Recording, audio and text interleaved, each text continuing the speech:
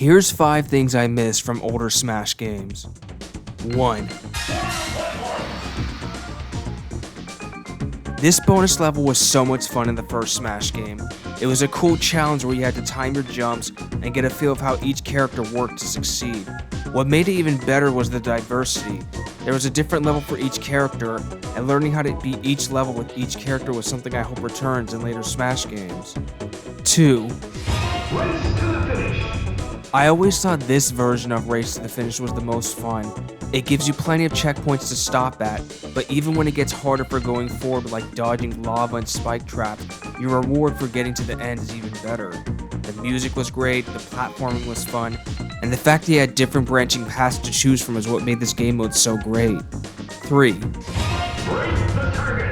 This game's version of Break the Targets was the best. The cool background and the catchy background music here was so much fun to listen to.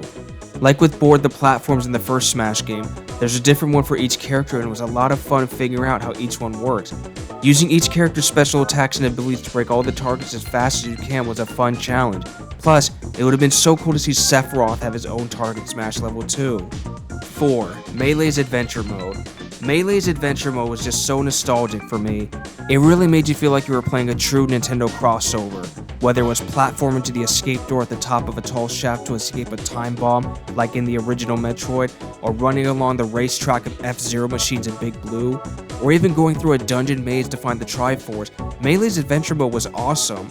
It was just so cool to be able to go through the different levels of each Nintendo game with different characters, like going through the Mushroom Kingdom with Ganondorf, or running on the racetrack with Captain Falcon in Big Blue. And 5. Smash Run. This was such a fun minigame that felt like Kirby Air Ride but in a Smash Bros. Game. Collecting power-ups and fighting different enemies to build up whatever strengths you want, and then using them in a final battle was just such a fun experience.